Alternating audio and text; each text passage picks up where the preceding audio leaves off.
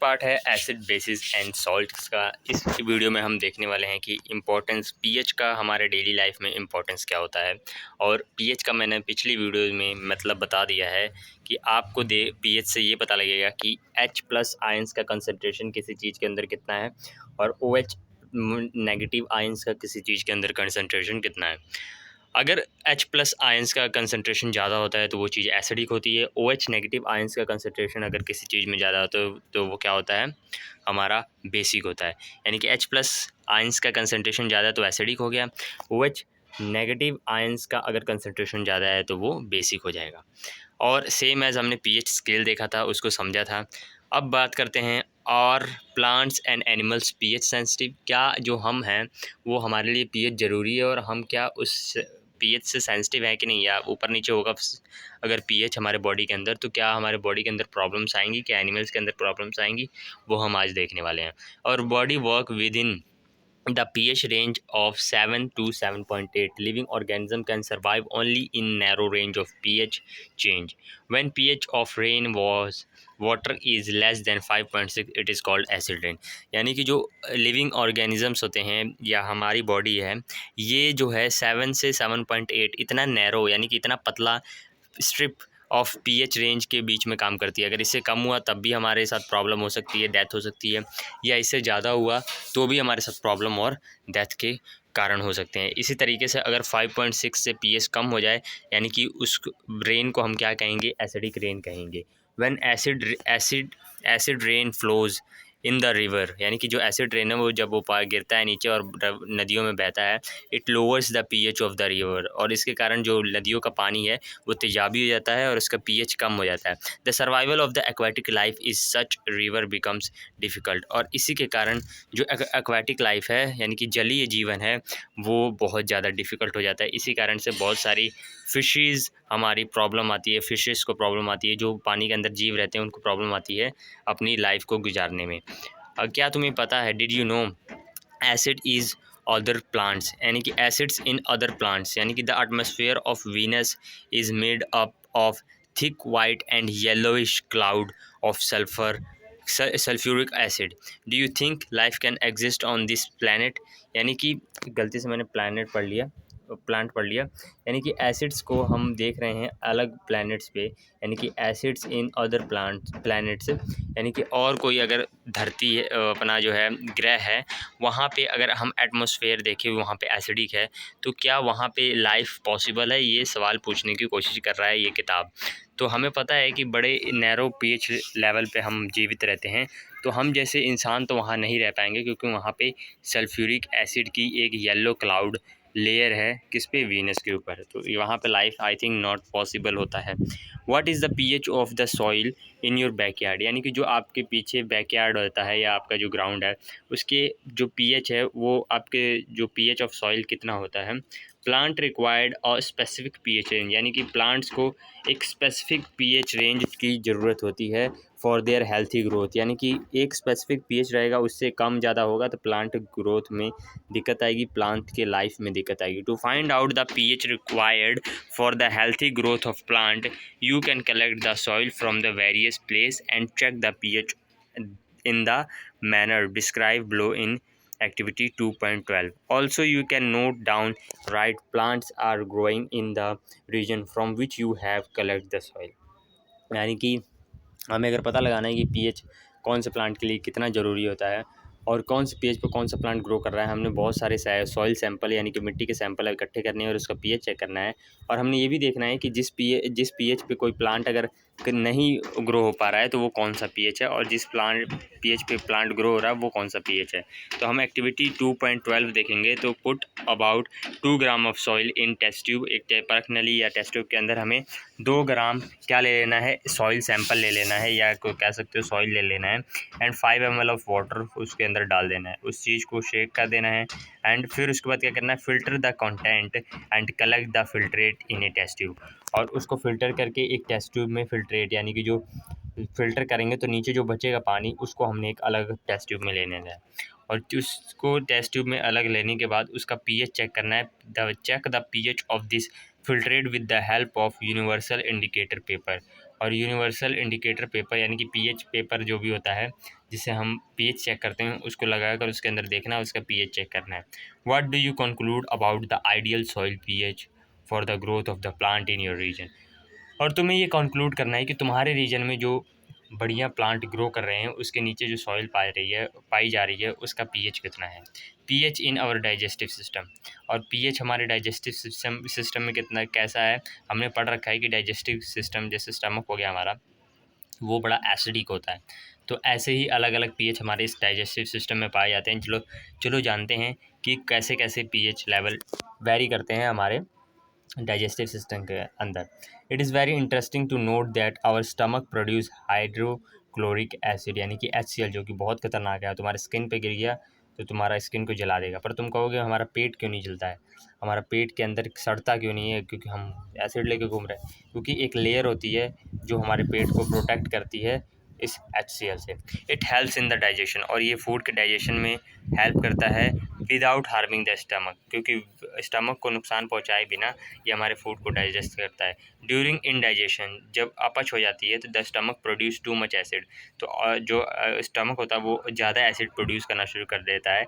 And this causes pain and irritation, और इसी के कारण दर्द और इरिटेशन फील होती है। To get rid of this pain, इस पेन से राहत पाने के लिए पीपल यूज़ बेसिस, यानी कि पीपल क्या करते हैं, बेस यूज़ करते हैं। क्योंकि एसिड ज़्यादा हो गया तो हम बेस मिलाएंगे तो चीज़ें न्यूट्रलाइज होगी, जिसको हम एंटा एसिड कहते हैं, यानी कि एंटी एसिड, यानी कि एंटी करप्शन एंटी चीज़ें होती हैं ना, वैसे ही एसिड के एंटी क्या है, antacid. One such remedy must have been suggested by you at the beginning of this chapter, और इस चैप्टर के बिगिनिंग में एक जो रेमेडी है सजेस्ट की गई थी तुमको।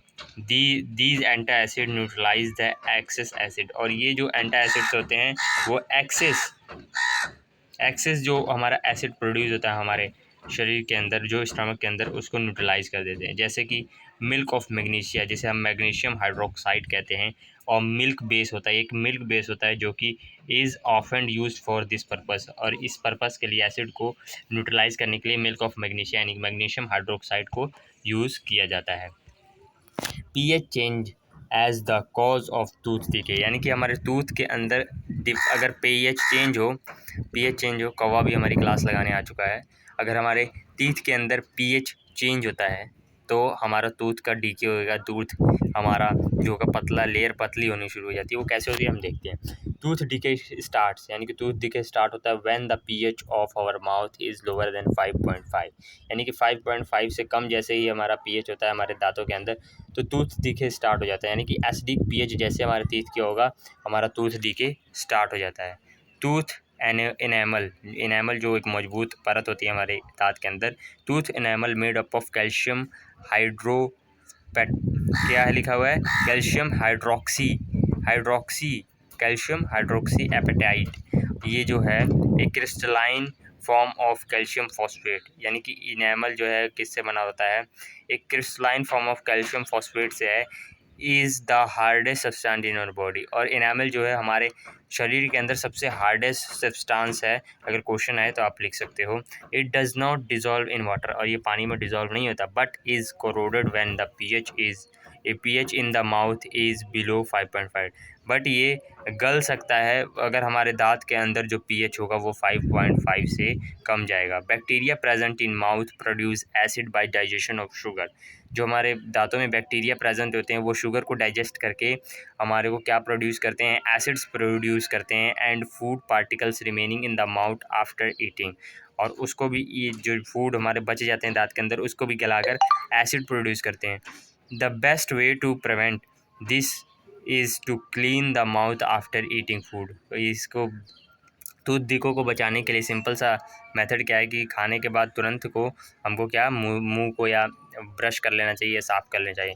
Using toothpaste which are generally basic, और जो टूथपेस्ट बेसिक होते हैं for cleaning of the teeth can neutralise the excess acid and prevent tooth decay, और बेसिक टूथपेस्ट यूज़ करना चाहिए जो कि हमारे टूथ डिको को न्यूट्रलाइज करेंगे, टूथ के एसिड को न्यूट्रलाइज करेंगे, और इससे हमारे प्रिवेंट करेंगे, इससे टूथ डिके को प्रिवेंट करते हैं। अब बात करेंगे self defence bye animal and plant through chemical warfare, यानी कि केमिकल्स के द्वारा जो हमारे प्लांट्स एंड एनिमल्स होते हैं वो खुद को कैसे बचाते हैं, यानी कि खुद को कैसे सेल्फ डिफेंस करते हैं अपने प्रीडेटर के द्वारा, वो कैसे होता है। Have you ever been stung by honey bee, क्या तुमने कभी मधुमक्खी का डंक खाया है? अगर खाया है तो ज़रूर कमेंट्स में बताओ। Bee stings leave an acid which causes pain and irritation, यानी कि जो जब मधुमक्खी हमें काटती है तो क्या करती है, अपने डंक के द्वारा एक एसिड जो होता है वो हमारे बॉडी में रिलीज़ करती है, जो कि हमारे को वो क्या क्रिएट करता है, पेन और इरिटेशन क्रिएट करता है। Use of mild base like baking soda on the stung area give relief, और इससे रिलीफ पाने के लिए हमें एसिड के ऊपर क्या डालना होगा, बेस, जो कि होता है एक बेकिंग सोडा। अगर स्किन के ऊपर रगड़ोगे तो तुमको रिलीफ फील होगा।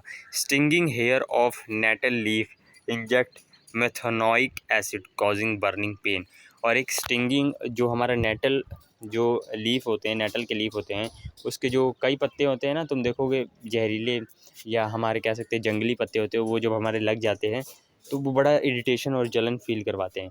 उसके अंदर क्या होता है, मेथनोइक एसिड होता है, जैसे नेटल लीफ के अंदर होता है, और ये भी बहुत ज़्यादा बर्निंग फीलिंग करवाते हैं। तो इसके ऊपर बेस लगाने से हमारी इस चीज़ से राहत मिल सकती है।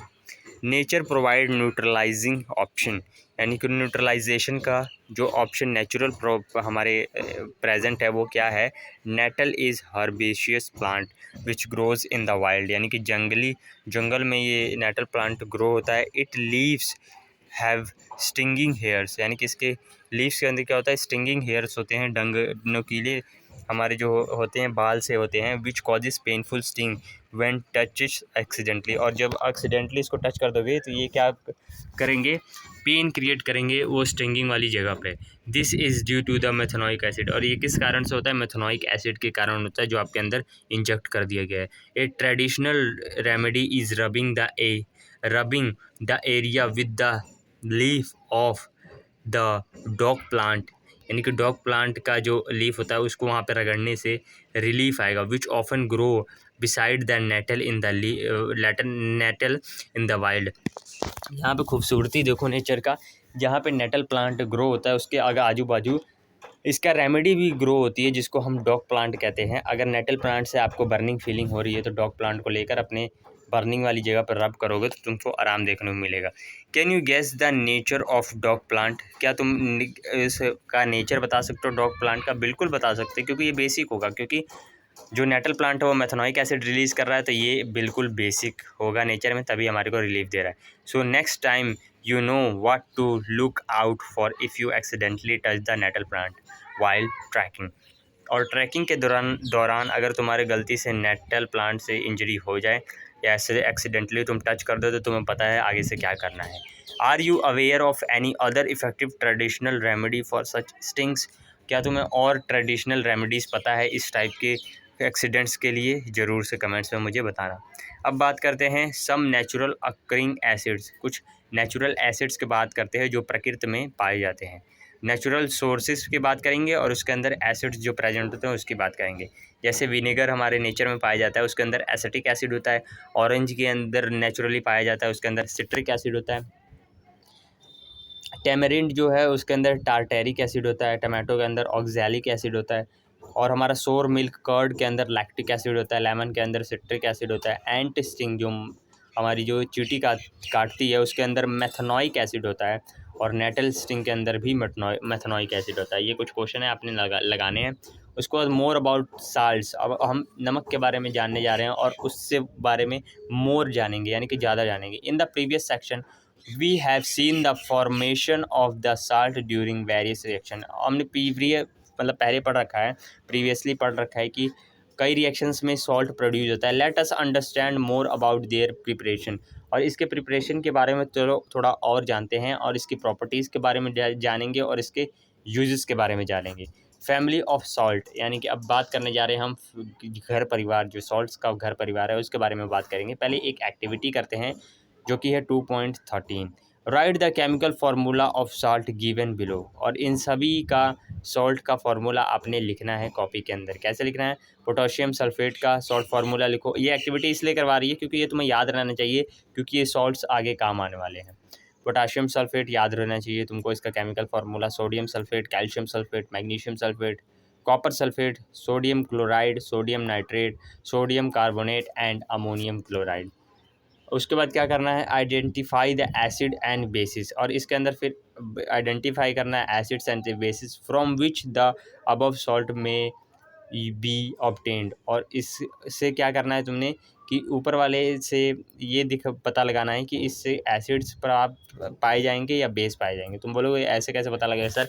देखो, हम एसिड्स और बेस को मिला डालते हैं तो सॉल्ट बनता है, और अगर सॉल्ट को तोड़ दो तो क्या मिलेगा, एसिड या बेस मिलेगा। तो सिंपली आपको इसका पता लगाना है।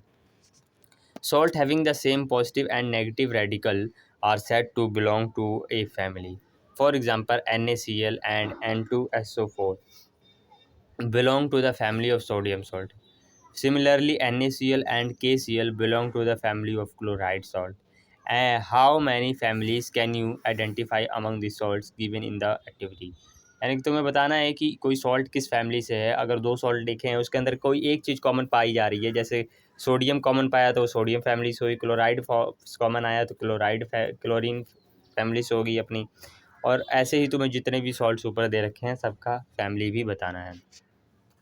पीएच ऑफ सॉल्ट्स की बात करें तो कल हम एक एक्टिविटी करेंगे 2.14, collect the following salts samples, जैसे कि सोडियम क्लोराइड NaCl जैसे हो गया, potassium chloride KCl, aluminium chloride, zinc sulphate, copper sulphate, sodium acetate, sodium carbonate and sodium hydrogen carbonate. Some other salts available can also be taken, कुछ और available हैं तो वो भी तुम ले सकते हो। Check their solubility in water, उनकी पहली सॉल्युबिलिटी वाटर में चेक करो। यूज़ डिस्टिल वाटर ओनली, और डिस्टिल वाटर ही सिर्फ यूज़ करना तुमने उस सॉल्ट को डिज़ोल्व करने के लिए। Check the action of this solution on litmus and find the pH using pH paper. While which of the salt are acidic, basic and neutral, और तुम्हें बताना है कौन से सॉल्ट्स बेसिक हैं, न्यूट्रल हैं और एसिडिक हैं। Identify the acids and base used to form the salt, और ये भी बात बताना है कि कौन से एसिड्स और बेस इस्तेमाल किए गए हैं उस सॉल्ट्स को बनाने के लिए।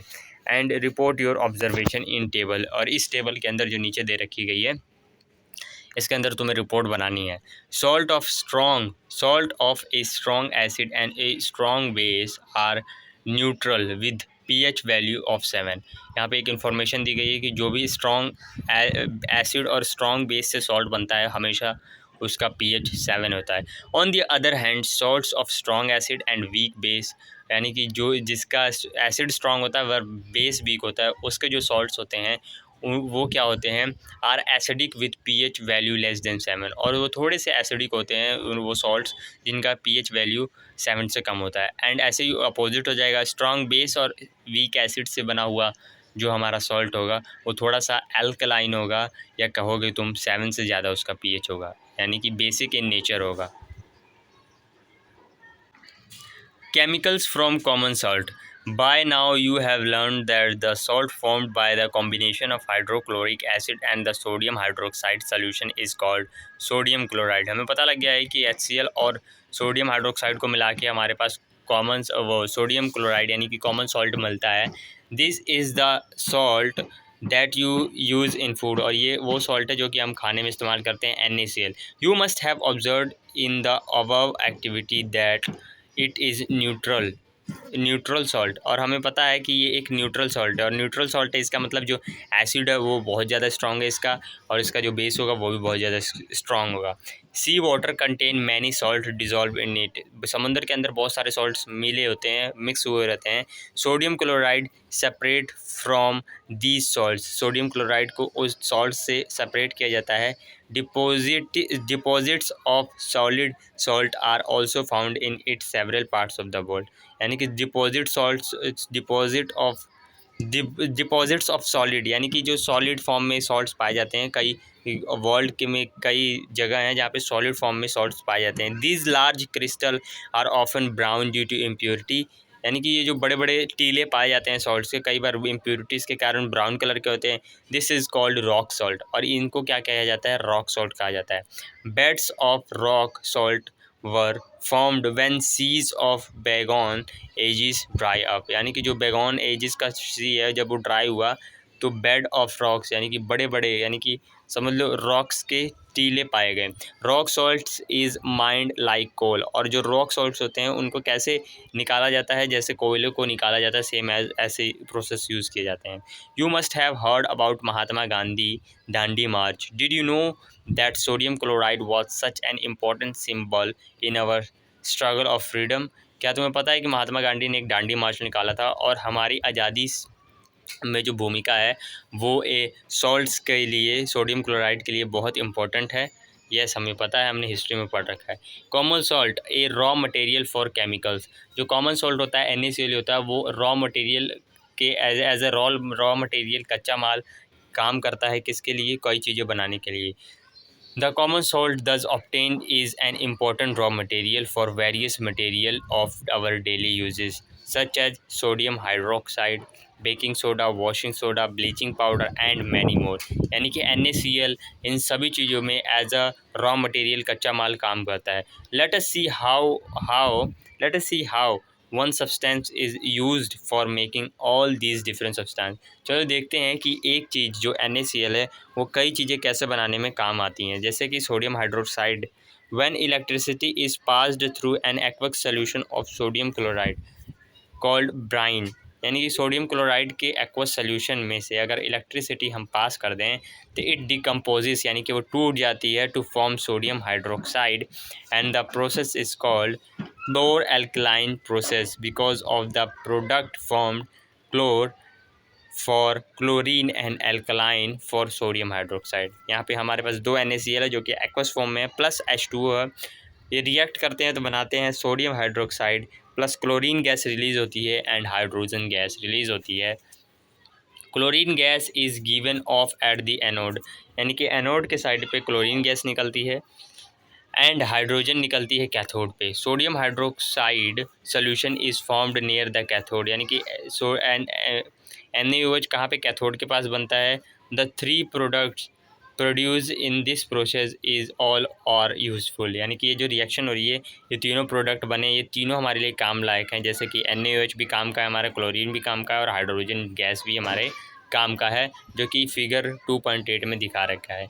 यहाँ पे तुम देखोगे, यहाँ पे हमने ब्राइंड यानी कि NaCl का एक्वस सोल्यूशन डाला है, और यहाँ पे हमने इलेक्ट्रिसिटी पास की, तो तुम देखोगे क्लोरीन एक साइड से निकल रहा है जहाँ पे एनोड है।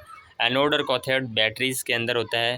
तुम्हें आई होप 9th में पढ़ रखा है अच्छे से, तो तुम्हें पता होगा, वरना तुम्हें अभी लर्न कर लो। थोड़ा सा मैं यहाँ पे समझा दूँ कि एनोड और कैथोड क्या होते हैं। जिसके ऊपर पॉजिटिव चार्ज होता है वो एनोड कहलाएगा, जिसके ऊपर नेगेटिव चार्ज होता है वो कैथोड कहलाएगा। अभी के लिए सिर्फ इतना समझो। वैसे तो ऑक्सीडेशन जिस पे होता है वो एनोड कहलाता है, एंड रिडक्शन जिस पे होता है वो कैथोड कहलाता है। पर अभी के लिए तुम इतना ही समझो, पॉजिटिव चार्ज वाला एनोड, नेगेटिव चार्ज वाला कैथोड है। एनोड के पास क्लोरीन गैस निकल रही है, कैथोड के पास हाइड्रोजन गैस निकल रही है। एंड सेम एज यहाँ पे जो है हमारा कैथोड है, यानी कि NaOH सोडियम हाइड्रोक्साइड कहाँ पे बन रहा है, हमारे पास कैथोड के पास बन रहा है। ठीक है, ये तीन प्रोडक्ट्स हमारे बन रहे हैं। उसके बाद ब्लीचिंग पाउडर। ब्लीचिंग पाउडर के बारे में हम पढ़ेंगे। You have already come to know that the chlorine is produced during the electrolysis of, यानी कि ऊपर वाला जो रिएक्शन देखा उसके अंदर हमें दिख रहा है कि क्लोरीन गैस बन रही है, और जो हमारा aqueous solution of sodium chloride है उसको ब्राइन कहते हैं, जो कि तुम्हें याद रहना चाहिए। एक्वस सोडियम क्लोराइड को हम ब्राइन कहते हैं। The chlorine gas is used for the manufacturing of bleaching powder, और जो ब्लीचिंग पाउडर बनता है वो क्लोरीन गैस को यूज़ करके बनता है। Bleaching powder is produced by the action of chlorine on dry slaked lime, यानी कि कैल्शियम, जो ड्राई कैल्शियम हाइड्रोक्साइड है उसके ऊपर से क्लोरीन गैस पास की जाती है, जिसके कारण ब्लीचिंग पाउडर बनता है। Bleaching powder is represented as CaOCl2, और ब्लीचिंग पाउडर को किस तरीके से केमिकल फार्मूला रिप्रेजेंट किया जाता है, CaOCl2। Through the actual composition is quite complex, और इसका जो एक्चुअल कंपोजिशन है वो थोड़ा कॉम्प्लेक्स है। अब देखते हैं इसका रिएक्शन देखते हैं कि कैसे इक्वेशन इसको शो करते हैं हम। कैल्शियम हाइड्रोक्साइड प्लस Cl2 को अगर हम रिएक्ट करवाएं तो CaOCl2 प्लस H2O बनेगा। ये हमारा रिएक्शन है जो कि इम्पोर्टेंट है, हमें याद होनी चाहिए। Bleaching powder is used for bleaching cotton and lichen in the textile industry, यानी कि ब्लीचिंग पाउडर का यूज़ ब्लीचिंग पाउडर का यूज़ कहाँ होता है? हमारा जो ब्लीचिंग ऑफ कॉटन, कॉटन को ब्लीच करते टाइम जब मैन्युफैक्चरिंग ऑफ कॉटन होती है, तो वहाँ पे हम जो कॉटन को ब्लीच करने के लिए ब्लीचिंग पाउडर को यूज़ करते हैं। एंड द लाइकन, यानी कि लाइकन जो प्लांट होता है उसकी यानी कि टेक्सटाइल इंडस्ट्री में ब्लीचिंग पाउडर को यूज़ किया जाता है। For bleaching wood pulp in the paper factories and for the bleaching washed clothes in laundry, यानी कि इन सभी जगह ब्लीचिंग पाउडर का यूज़ किया जाता है। As an oxidising agent in many chemical industry, और कई जगह ये ऑक्सीडाइजिंग एजेंट के रूप में यूज़ किया जाता है बहुत सारे केमिकल इंडस्ट्रीज़ में। And to make drinking water free from germs, और जर्म्स को, वाटर को फ्री फ्रॉम जर्म्स करने के लिए भी ब्लीचिंग पाउडर को यूज़ किया जाता है।